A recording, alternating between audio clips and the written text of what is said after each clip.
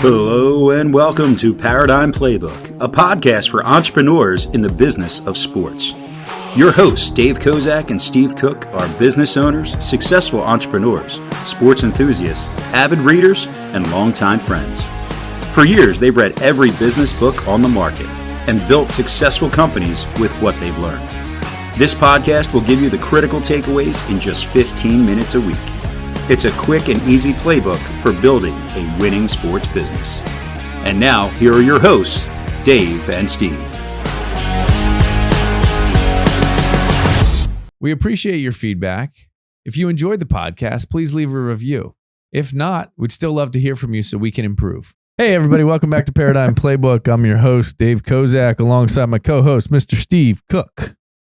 Happy New Year, Dave. Yes, sir. It is. We're into it. 24 is off and running. This is cool. New year, new subject. Today, we thought we'd shift gears a bit and jump into pricing.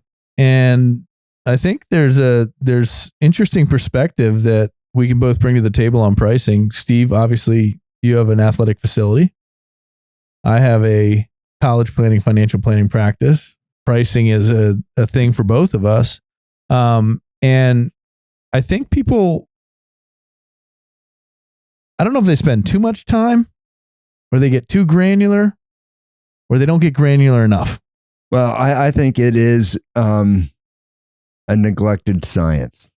Agreed. And so I think it's appropriate that we're talking about it today. We're kicking off a new year, and this is a time of year where a lot of businesses adjust their pricing. Yeah, no doubt. And I'll say adjust when I mean increase, but it is a time of adjustment. So it's not for all businesses, but for some, you're kicking into a new budget season. You're looking at new financials going into the next year, and you have to at least forecast the right amount of gross profit and net profit to make the business work. You got to satisfy this. And I feel like in the world that I'm in the sports facility, the years kind of roll into each other without proper forecasting or proper pricing. So, I think you in some of the previous episodes when we've talked about goal setting and all of that, I think there's really it's interesting that certain businesses kick up this time of year, certain businesses slow down this time of year, and I think each business owner has to have this conversation or thought at a different time when it's applicable. But you can't arbitrarily change your price in the middle of the busy season, right? Or can you? Well, so in my business I do. So, okay. But I also believe that it doesn't have to be a huge announcement. You don't have to raise the price of everything you do or sell at the same time. So if it's a blended activity, then it's not so blatant what you're doing, and it's not alarming as you walk into the restaurant and all the prices are up 10%. Well, yeah. I think the less frequently you raise your prices, the higher the increase usually is. And I don't know. I think there's also a correlation to the more noticeable it is. Yeah. If you've been flat priced for 5 years and all of a sudden you move them up, everybody notices. Yeah, and then I've been guilty of that where I've left things sit. The business is running. We're making enough money. Well, that shouldn't be the goal of any business to make enough. It's to make what the business will generate. And in order to do that, it's about properly pricing your product or service, not just raising the prices randomly. That's a new year. Let's go up 2%. There's got to be some kind of reason for that. So let's talk about that. What's a reason to raise a price? Well, I think the first is if you're not hitting the right gross profit. The second is if you're not hitting the right net profit. And the third one is you're not approaching what the market will bear. And I think they're all real reasons for raising price. And I think the third is arguably the most important one to, well, I got to talk about gross profit as probably the most important one, right? But that third is where I think a lot of people miss pricing. Yeah, and I think the third one is the mistake that we make because we are hitting the other two. Yeah, and it's head trash, right? Yeah, and so, it's like, hey, well, I can't do that. It's already our most profitable line. There's an economist in me that talks about supply and demand, right?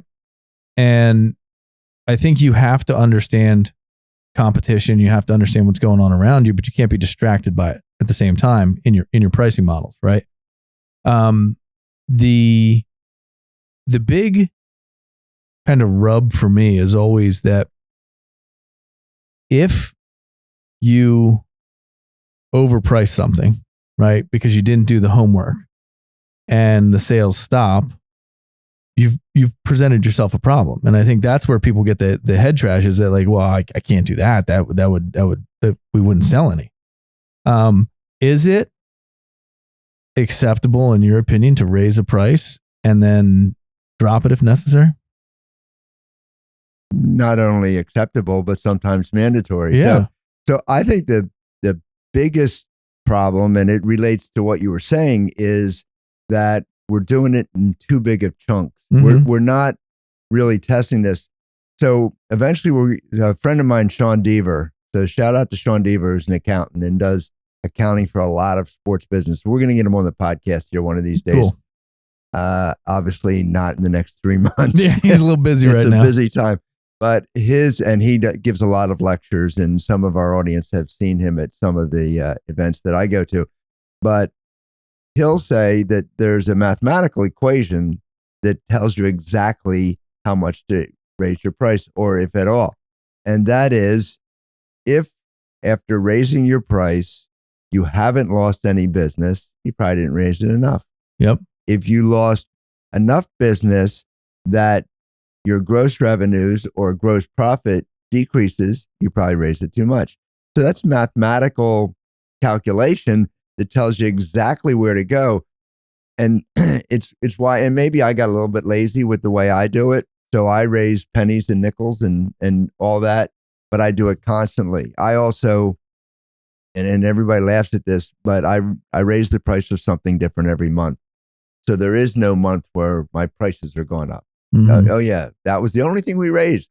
So if someone does notice it, it's, yeah, everything else is the same. I just raised the batting cages. I just raised private half-hour lessons. And it's that specific, and it's in not always nickels and dimes, but it's not a 10% price increase. It's $1 here, $1 there. Yeah, and I think if you have the array of offerings that you do at your facility, that's an easy thing to do, because from a drink at the counter to a private lesson that's a higher ticket item to a birthday party to a court rental, like you've got a good amount of things that you can tweak constantly, right? Well, in reality, most of our listeners, in the sports world, do have a variety of product services that they're offering, and so maybe the open gym or the group lesson or the private lesson or the birthday party or whatever it is the only thing, but you tweak that until you see where it needs to land. And I'm not negating the need to do your homework and study what the competition do. I think you went there, originally, is what you're saying. And I think that, so if, we do this where we chart baseball lessons. So it's like, we are the least expensive baseball lesson in the general geographic area. So, but it doesn't mean that all of a sudden I can jump up to what the others are charging. So I slowly make changes year to year and try to control the market, because the more I go up, the more the competitors will make room for it. So I know they're following me as well. I've had a lot of clients tell me, well, I can't raise my price because so-and-so, down the road is charging this. So I think that's another mistake in pricing that we make, where we're not I mean, you can charge whatever you want as long as you can justify it. So it's the justification we're lacking it. If your unique selling proposition isn't of that value, then you can't raise it. Mm-hmm.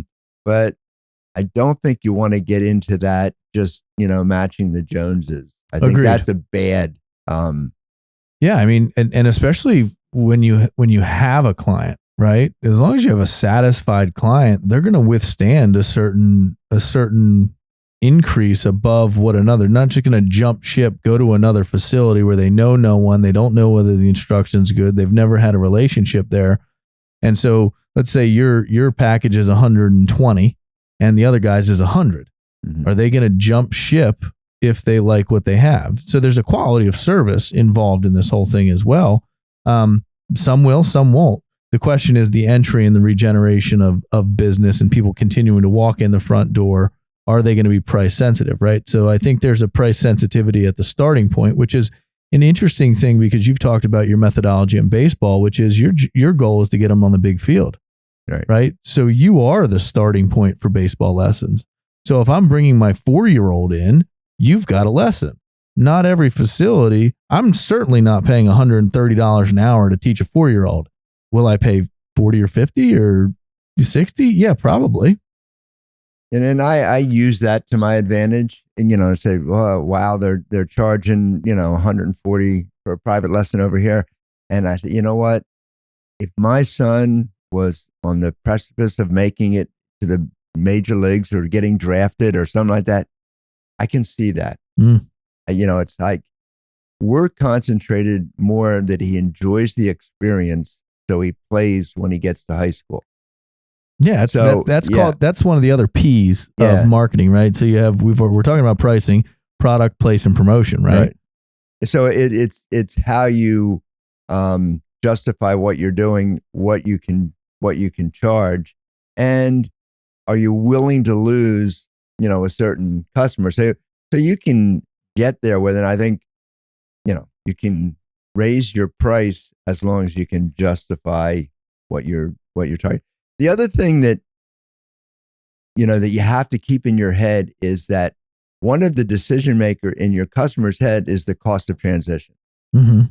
So it's like, we're in Malvern, Pennsylvania, and there's maybe another option in Coatesville, Pennsylvania that is cheaper. Mm-hmm. I don't know if there is, but let's say there is.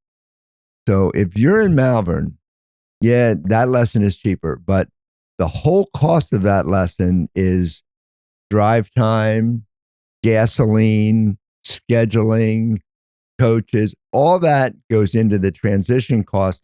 And if my customer is willing to spend all that money to make that transition, it's probably not the price. There's probably a product issue that I'm dealing with. Mm-hmm. Yeah, I want to reflect back on the accounting that you were talking about because, and I'm going to give a little insider information here, but don't tell anybody I told you. In the insurance world, which is where I started my professional career in property and casualty insurance, so home, auto, and business insurance and things like that. Insurance companies are notorious for raising your rate, right? And so in insurance speak, we have a thing called retention, right? And everybody has a retention thing, but in insurance, your book of business has a retention number, right? So 91 to 93% is very good retention. 90 is decent. You get into the 80s and you're starting to lose, 10, 12, 14% of your book of business a year. Well, in insurance, when the insurance carrier raises the rate, right, they're covering costs. They're trying to create profit the same as any other.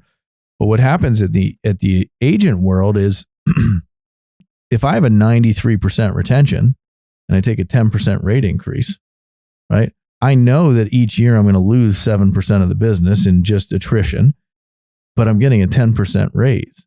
And so you're making more money because of the rate increase. So back to the point that your accounting friend makes is if you raise it to a point where you don't jettison too many clients that would negate the net profit, it's a win, right? And then you rebuild and you remarket and you regrow it. Well, and I can make the case that it's not just a win, it's necessity into growing or scaling the business, because the same people that are afraid to raise their rates are telling me that they have a problem of a waiting list. Yeah. Well, those two don't match up to me at all. That's a supply and demand issue. Right. So, and there's multiple ways of raising prices, which we'll dig into in a minute.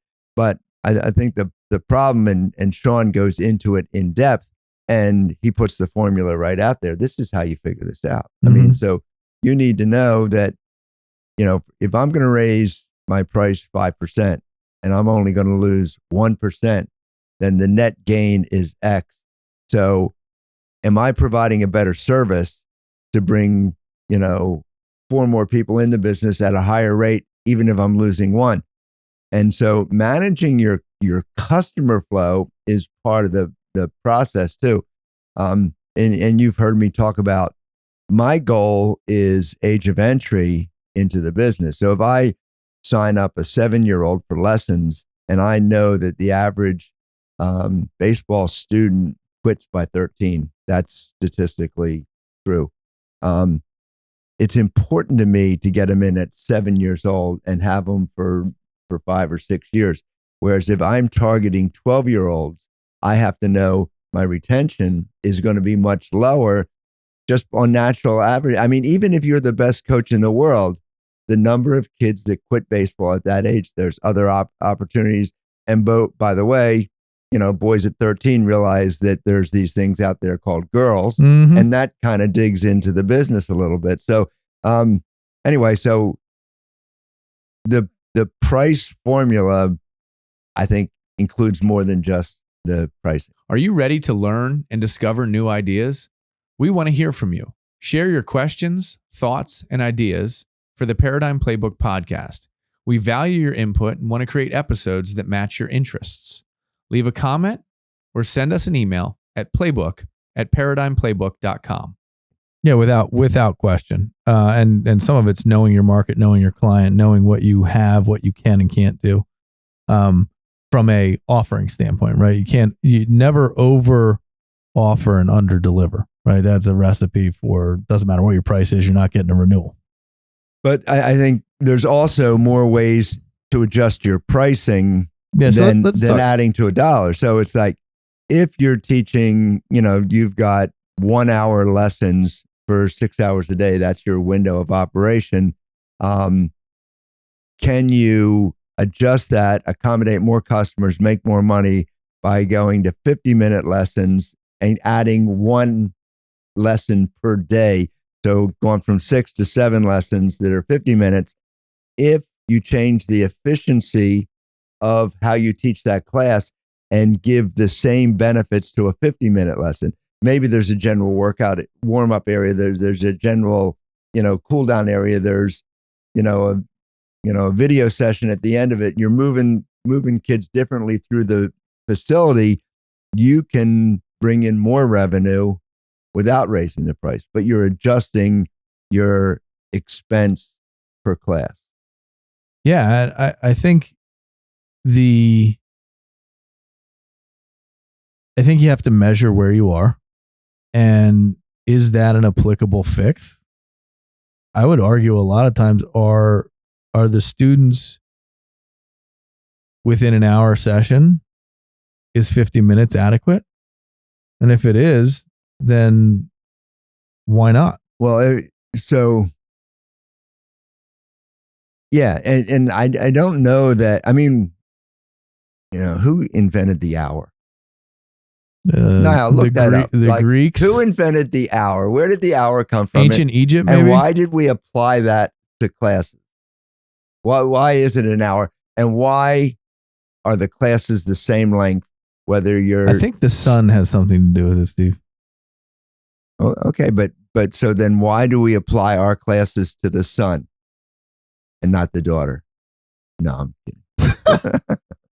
No, I'm just saying that it's an arbitrary decision to make classes an hour. It's like, that doesn't happen in in all worlds, all businesses. And I don't know if piano lessons are they all hour lessons? I think they're half hours, frankly. Okay. So, but why aren't they 35 minutes or 25 minutes?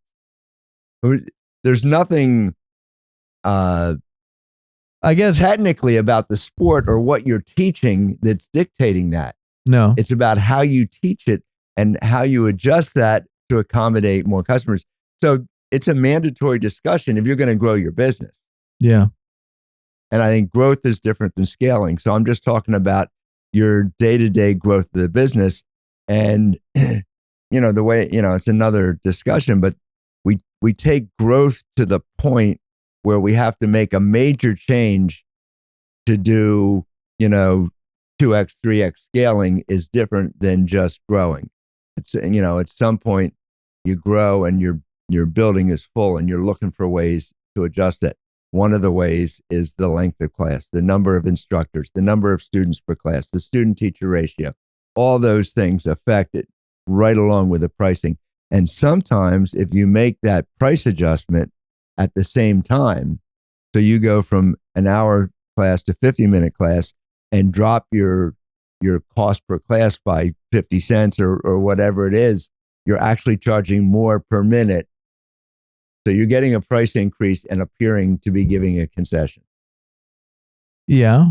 Or you could even do it differently and increase the price, drop the time, add a coach. Yeah. Right.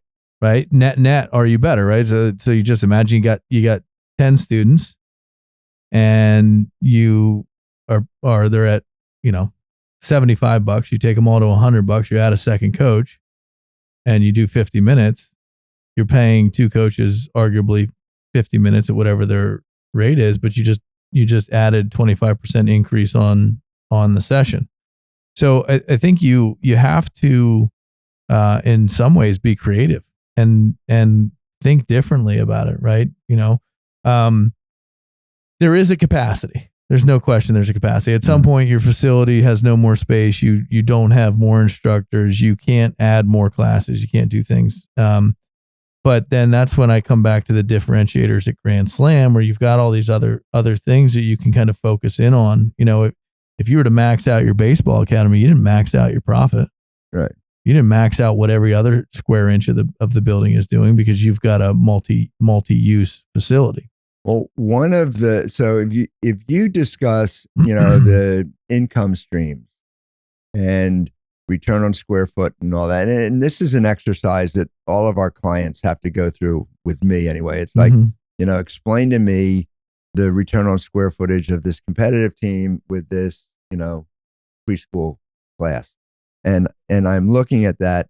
And then you overlay the return per square footage of the entire building and say, okay, where are our blank spots?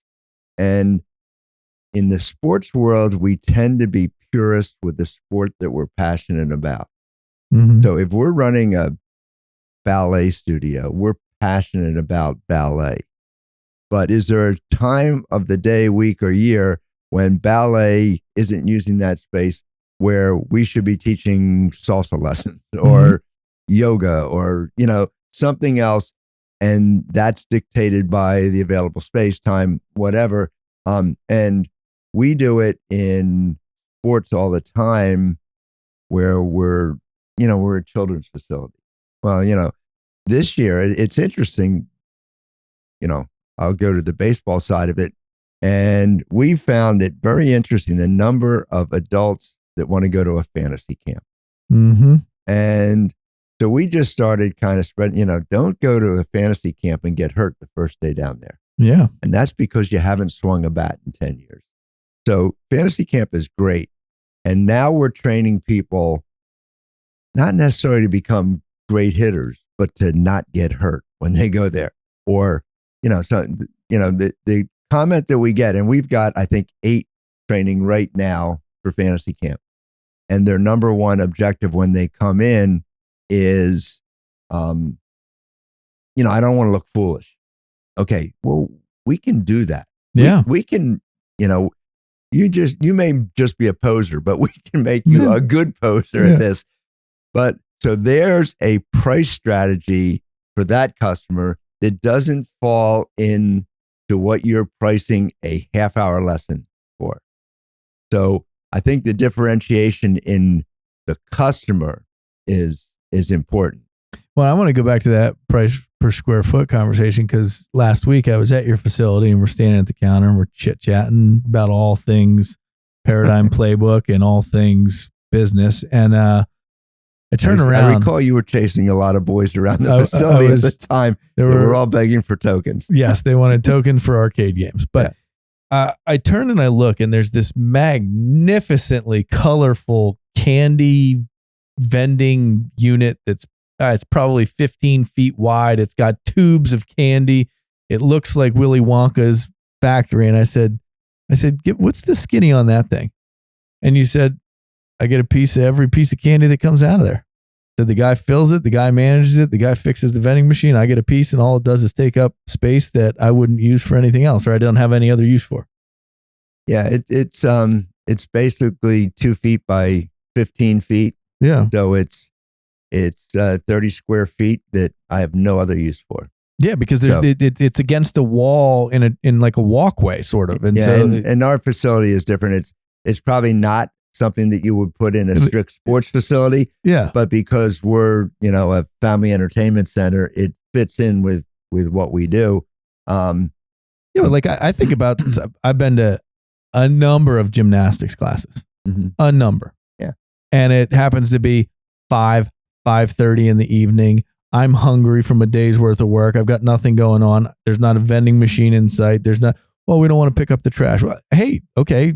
Could you make a couple $100 additional a month on space that you don't use anything for, have any other use for, and have a vending company take care of that? Like little things like that, Steve, are business owner decisions. That's working on the business and actually looking at the numbers of it, instead of holding yourself to such a high regard that I'm a elite gymnastics facility. Great, be that. But is it okay to be an elite gymnastics facility, run a great business, and provide all of the other services that you could? I think that they're not mutually exclusive things. Yeah, and we do, as you know, we do a lot with birthday parties. It's a big revenue stream for us. And we offer the drinks with it. And is, sugar-filled soda the best thing to drink? No, we offer it for those that want it. We offer alternatives too, where you can get bottled water, lemonade, fruit punch. You can get other things that are not as sugar-filled, but they're all priced appropriately so that they're adding to the profitability. So it's all these add-ons. I'm always. There's another conversation we need to rehash. What, this is add-on sales? Is this the French fries? No, this discussion? is the water sale. Yeah. So that's a good margin. We're going to talk about water in a second here. But you just lost me on something. I'm sorry. You were in the birthday parties. And the add-on sales. Oh yeah. I think everybody. So there's a number of ways to price things. One is the registration fee. A lot of our facilities. So you pay a entry fee of $75, and that now you can sign up for any class you want. But that just gets you in there, and it's explained as a insurance fee, as a bookkeeping fee, whatever it is. So I'm not opposed to that. I think it's something that you inch into, and if you don't have one, then it's something that you start out. Okay, so we're just doing a $25 registration fee because there's been big upticks in insurance. Yeah, so I'm blaming it on you, aren't I? Yes, kind of. Everybody blames everything on insurance, so it doesn't matter. Yeah, but then once you're in the mix, there are add-ons that we talk about all the time. That you can have a membership fee that gives you access to video learning. So that can be added to any sports facility without increasing your square footage. Yeah. So it's adding. You can offer for sale the apparel that's worn for whatever sport you're in. Yep. And you don't have to you don't have to inventory any of it. I mean, dance studios are the best at this. Yeah. Because good news, your daughter just made it in 3 productions. Well, that means I got to buy 3 costumes. Yep. Great, Mark, and you do it gladly because they're going on stage, and the whole recital thing is another thing that we can talk about. But it works. But we'll do baseball since we both know that. The one thing that people come to hit and they forget is their batting gloves. Batting, it used to be for an extra $12 you get a pair of batting gloves. Well, not anymore. You don't buy batting gloves for $12 anymore. Batting gloves are, $35 for, and it's interesting. When I played baseball, we didn't wear gloves. When you play baseball, you probably wore one glove on the lower and now hand. You don't go into the T-ball league without having 2 gloves. So it's a different need. But add-on sales give you the ability to control your pricing. Yeah. So you're looking at and so I put that income into the gross revenue column, which I only take out of there, the variable expenses that are attributable exactly to that income stream. So the coach's salary, any uniforms, any equipment that is specific to that goes in that gross revenue column. Mm-hmm. The rent, heat, electric, all that comes out before your net. So that I divide by square foot. So that's, when you're measuring your prices, you're measuring at 2 levels. Yeah. And I look at the baseball facility too. And this one's a little harder, but because it's instant gratification. But if you are at a baseball facility and you're swinging a bat and your bat's no good, you don't like the bat, and you have some demo bats, and then all of a sudden you've got, a half a dozen in inventory, but you can get one the next day or 2 days later because you're connected with a wholesaler or something like that. Like you have those excess revenue streams, which all brings me back to water, Steve. Okay, right? I knew we were going here. Because we're standing at the counter, we're chit-chatting about business and things, and sure enough, a couple sweaty kids come up, oh gosh, can I get a Gatorade? Can I get a water? And it's just like, and all I'm seeing is the register just ding, ding, ding, ding. And, you guys don't prevent people from bringing drinks in. You could bring a bottle of water if you knew you were going to work out, but they don't. And so when they get there, what's a bottle of water worth? Right? What's it? It's worth, to a person who is dying of thirst, a bottle of water is worth an awful lot of money. In Malvern, it's worth $2. I can tell you that. But so it's interesting because the water that they bring in with them is in a, what's the big Yeti thing now? Stanley. A Stanley cup now. Yeah. So they're bringing in a $30 cup, which a good percentage of them leave there. So we make the case that, or they run out of water and then they buy a $2 bottle to fill it. So that's Stanley. Yep. But yeah, anyway, so I think, and you know what, I think we stick with the accounting side of the business next week, and we'll dig further into this. But I don't think price adjustment exists without operational adjustment, HR adjustment, all these other things. And we're in a world where in any given day, one of your major expenses can go up dramatically. If anybody that has reset their mortgage loan in the last 2 years has seen probably a 2 to 3 point jump in where that's going. So that necessitates, if your mortgage or rent, whatever, goes up dramatically and you're not adjusting prices, you're setting yourself up for failure. Yeah. So I think the whole business has to be, you have to understand the finances of the business to operate effectively. Yeah, and we will continue this next week because it's a great subject matter. I tell everybody once they get a business up and rolling and they're through that, that 5-year window where, I guess it's considered successful, you've made it, where most have failed.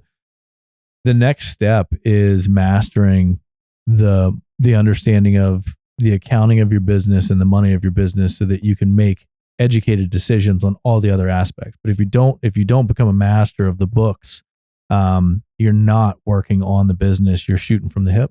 Yeah. And there's nothing wrong, and I just got done writing this chapter. So this is, the people that come to me and I say, how much do you make, or what's your gross profit or whatever. And they say, I'm not in this for the money. Well, Stop that right now. Yeah. You are in it for the money. Even the biggest purist in the world needs money to do what they do more effectively, efficiently for more people and a bigger customer base. So whatever you're trying to give away, and you can be Bill Gates if you want and give it all away at the end, the end Once of your you've life. made it all. Right. And we'll have the discussion about, starting that giveaway before you get there. So there's another whole discussion there. But I think maximizing the profit is where we take pricing in the next step. So we can dig into that next week. I know we're going long. Yep. All right, everybody. That's the episode for today. If you enjoyed our conversation and you want to hear more, please like, share, and subscribe and follow us. And we'll continue to educate to the best of our ability. And if you stay connected with us on social media or wherever, you'll see that we're doing more Playmaker episodes, where we're interviewing key people in the business of sports. And if you are a playmaker and would like to be, on the podcast, contact us. And we're scheduling right now. We're scheduled, I think, through January. We're scheduling playmakers for February. So we would love to hear from you. So everyone, make it a great day. Paradigm Playbook offers business, reset, and expansion expertise. Visit ParadigmPlaybook.com to see how we can assist you.